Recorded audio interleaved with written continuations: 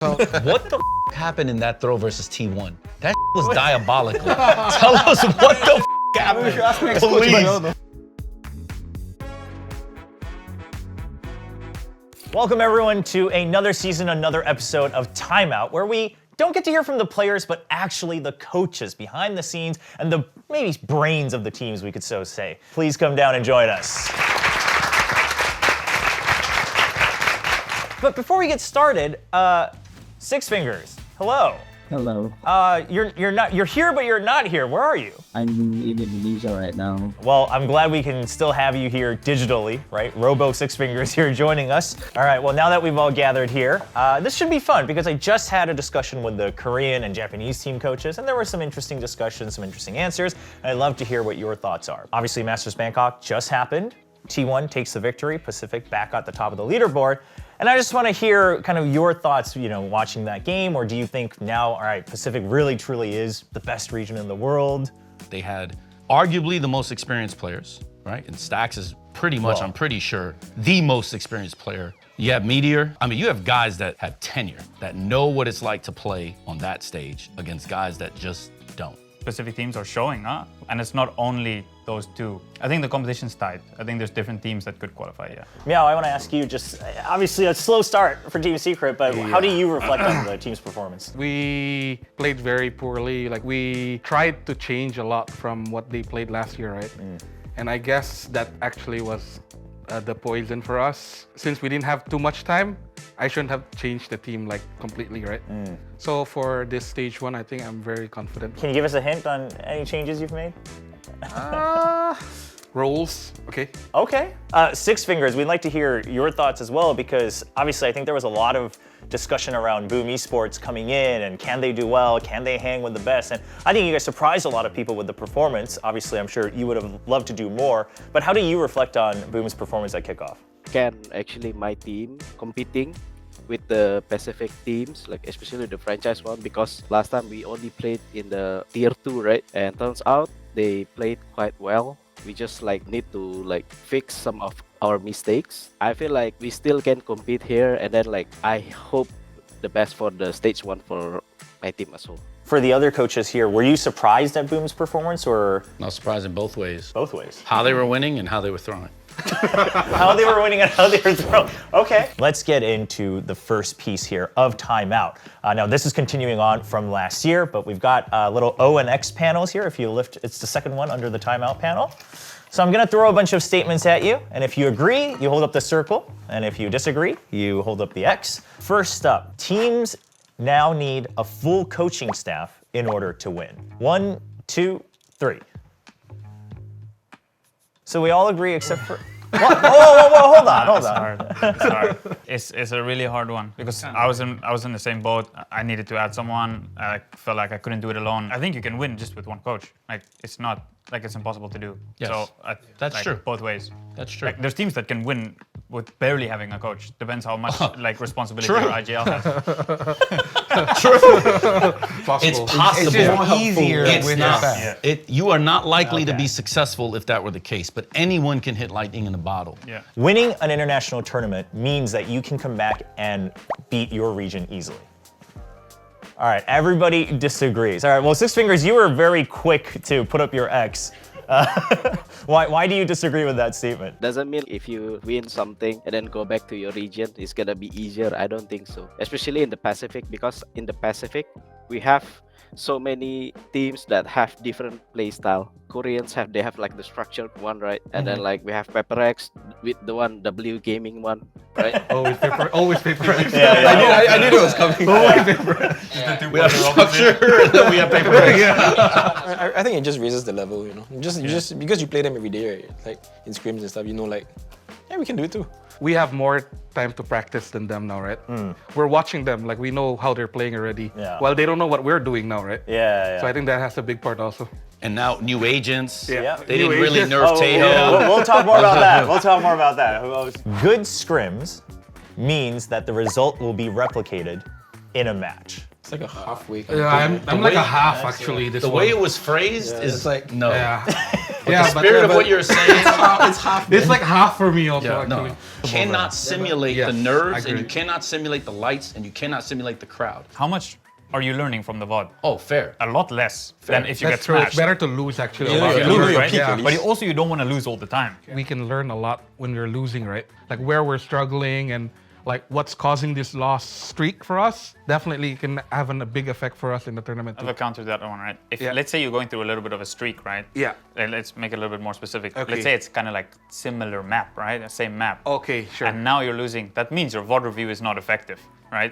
If you're making yeah. mistakes or you're finding new mistakes the whole time, that means just your macro of the map is just like you have so many problems, right? Yep, So yep, it's kind of hard. 40% win rate in Scrim? I don't have a job. We were not a 40% win rate team in scrims. We were 92. cooked. We were cooked for until like March, May, around there, like somewhere between March, April, May. I don't. But then it remember. picked up, right? Yeah. Then we didn't lose anything, and then still went 0-2 barbecue with champs. Champs, you Unlucky. must have gotten like 95. Brother, champs. talent, unplayable. Brother, we were destroyed. When I say it was Unplayable. free, I literally could just go to sleep during scrims. We're chilling. So from the outside, a lot of people always look at Pacific and they say, oh, Pacific's just chaotic and aggressive. They're just crazy. So do you agree? Okay. Not one team Yeah, now. well, most people Yeah, agree. there's more now. There are, yeah, Yeah. there are more now. There's more now. It's But- not only you guys know. You've inspired a nation or nations. Some of the Korean team is now like mixing their gameplay with high risk kind of play. You know, if you can see like something like Nongshim, it's a very different play from the normal like DRX. Even like T1, they choose the high risk one. You know. Alex, you said no. I mean, it's I still think just you. I think that no. I think we're trying not to be. Like for Ah, example, the like Korean teams, right? Maybe we're talking about Meteor and stuff, but I think it's players that come from Gen.G. Like they were just like, okay, I'm better than the guy, and they swing the guy, you know, kind of thing, and they pick one and run away. They still run away. You know what I mean?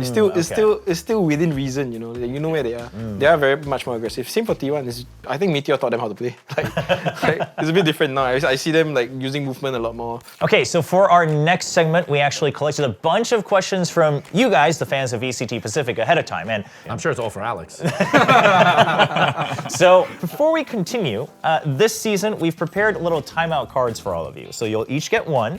And what you can do with these is basically this is your superpower. And Six Fingers, I'll put one in front of you, but you can basically raise your hand or shout or whatever you need to when you use the card. So whenever you want to interrupt, just raise the timeout card. That pauses it, and then you get the floor. You can't use it an unlimited amount of times. Which do you think is harder, being a player or being a coach, and why? Player, next. Really? Facts. You have to shoot, It's hard. think, play under the lights, Get scolded by coach. listen to someone else's game plan, and get yelled at. Being a good player is way Yeah, harder super than hard. any coach. Says, after a round ends, coaches are often seen jotting down notes. What are you writing down? Mistakes, what they did good, and planning for the next round. I just want to make sure that I remember what to say in a timeout because there's 1 minute, right? I kind of need to know like 3 rounds ago. I wrote this down to tell them that they're missing something, you know. So it's just there for me basically. That feeling sucks. Yeah. Like, oh, I ran out of time, and I forgot to say this part also. This one is coming in from the VCT Pacific Twitter. But the question is, do you prefer to follow the meta or do something new? I mean, it's both, but I think my players respond better to like new things, new stimulus, you know. And I think it jots their minds. Well, I'm not very good at the meta in the first place. There's no way how you can play something that's off meta on all 7 maps and have about it that? actually prepared. How about week to week with 3 days practice? Come on, bro. Have it But I consistent, think all of that's them. a skill, you know. Like, We made top 4 no, but twice. I think that's because you train in a Twice. certain way. To me, it's the most effective way in franchising. If I go meta, there's a lot of counters to counters. It's actually more practice. It takes way more thought. I'll just keep you behind the 8 ball, not me. I know what's coming, you don't. All right, well, now let's flip this because this is a different question, but from one of the Japanese fans, is how do you deal with frustration? Do you have anything that you specifically do? And Alex, they specifically... Mine's on camera, Well, man, they, so- they wanted to ask, how do you deal with it? Is it really just letting it out when you're not in a timeout? I guess so.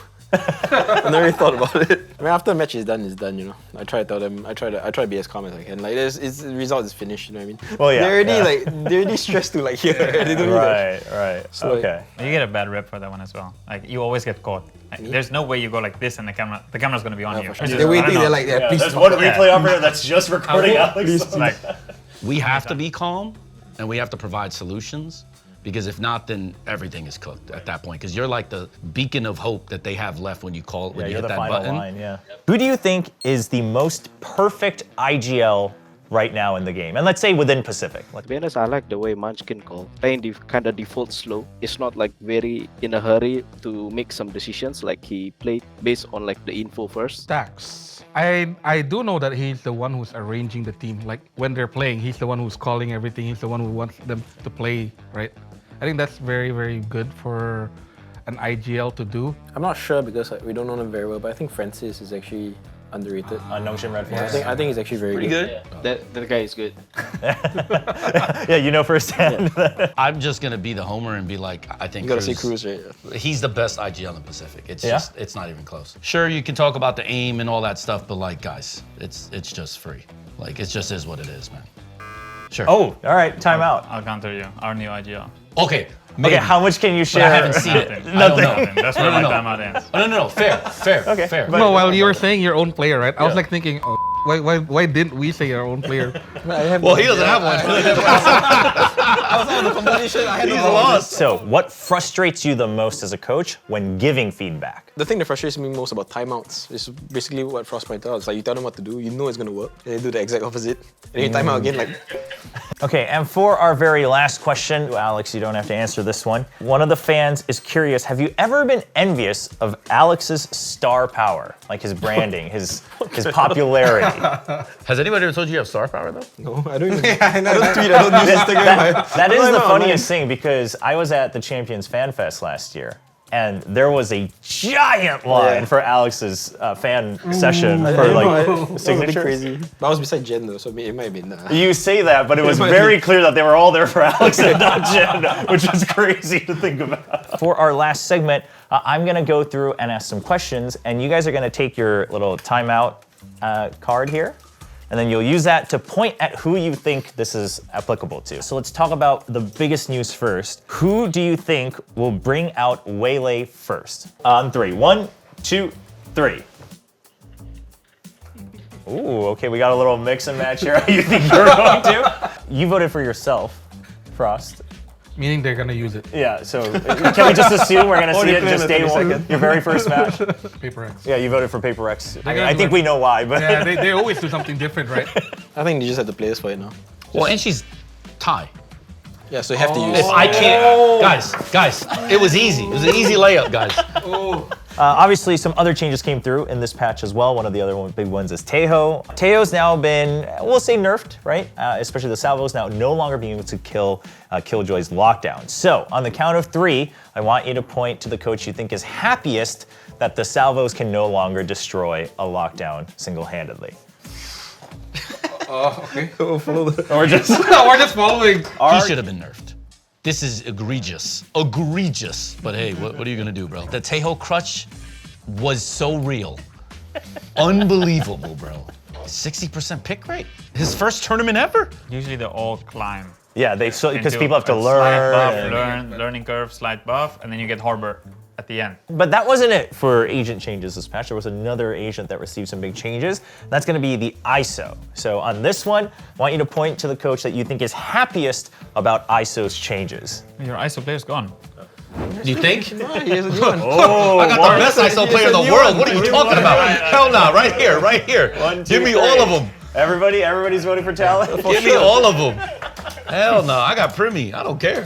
Is this simply because the other teams, you guys don't really see any other team playing ISO that much, or you just think he's still? T1's not here, so. Yeah, I would pick T1 also, maybe. Yeah, you would agree maybe. with T1. Or T1 or Talon also. All right, next up, of course, another big change this time is the map pool. Map pool changes again. Ascent is coming back. I know everyone's missed it so much. Icebox is coming back as well. And then Abyss and Bind are leaving us. Point to the coach that you think is happiest with the new map pool. On the count of 3, 1, 2, 3. You're pointing to Team Secret? Yep. Okay. When we scrim against Secret, they're really good at Ascent. I mean, I assume that they will be very happy when Ascent going back in. My win rate with Ascent was pretty good. Right. And Icebox. Oh, okay, so you're pretty happy about it as well. Okay. Why did you vote for yourself? Historically, we're good on Icebox in Ascent, and we had Bind as a ban recently, so it's gone. It just So fits like your- 3, yeah. Let's talk about the Ascent changes a little bit, though. Do you think like that B-wall change, Was it a long time coming? Do you think it's enough? It changes a lot for Sova players. I'm curious as to what people will use to stop it. People are going to be way spicier about their picks now. Well, that's a lot of the major changes in game, obviously, map pool, new agents. But this one, it's not an in-game question, but we just want to hear your thoughts. Which coach would you want to play for at this table? On the count of 3. 1, 2, 3. 3 for Alex. Ewok? Sure. Okay. Oh, wow. Oh, Everyone wants to play for Alex. Who are you? Are you pointing at Ewok? Yeah. Okay. Very, very structured. Very, and then like open to doing plays. You know, everyone can chip in. Everybody voted for Alex. Just someone want to shout out why? More freedom. Yeah, I was gonna say. GG. That's the exact word I was thinking of. GG. That's it. Well, but historically, that's what players have wanted. They like the freedom to be able to do the things that they want to do. Video games are art, right? Sure. It's a lot of science and math, but it's art. Playing is also sports. It's an art. It's a performance. Yeah, it's a performance. yeah. And if you're 17, 18, 19, 20, That's what you don't want, want to think about macro. You don't want to get yelled at for micro. You don't want to think about vetoes. Hell nah. W gaming, bro. You just hold it and go. That's it for the questions that we have prepared from here, but also I want to open up the floor now for any questions you might have for each other, whether it's somebody specific or just kind of you want to get opinions from the other coaches while we have this chance. Are you planning for week 1 or week 2? More than 2 weeks out. They're playing Prepare for Youngster both. Red Force week 1. Are you looking forward to playing multiple overtimes again in week 1 and setting a new record? We broke our own record now. Yeah, because the Yeah, former one was the LCQ and one. Zeta. Yeah, we broke our own record. Nice. Yeah. Every year. Yeah, every year. Run it back, bro. Actually, I have one. To Oh. Alex, actually. What's behind the idea giving Jing a Sentinel? That's the thing. I'm just curious. There were some maps that you just can't force raise anymore, you know? Everyone like, where do we put this guy? But also after a while, you realize that now the duelist players are all transitioning to every role. I actually do have a question for Six Fingers, which is going to be left out, but I'm just curious. What the happened in that throw versus T1? That was diabolical. Tell us what the happened. Please. I think this No, is no, a no, good- but he was I do live. think this is a good question, yeah, because everyone was kind of curious. Explain that one. Here's the thing. The first time out, they become into like, in a hurry, like very reckless decision, and then like they forget about the objective when doing the default, like blocking the info, taking the space, everything, right? They forget about that. That's the first time out. I call it. They still didn't do it. And then after like we almost got the overtime. I guess like you guys curious why I pressed timeout, right?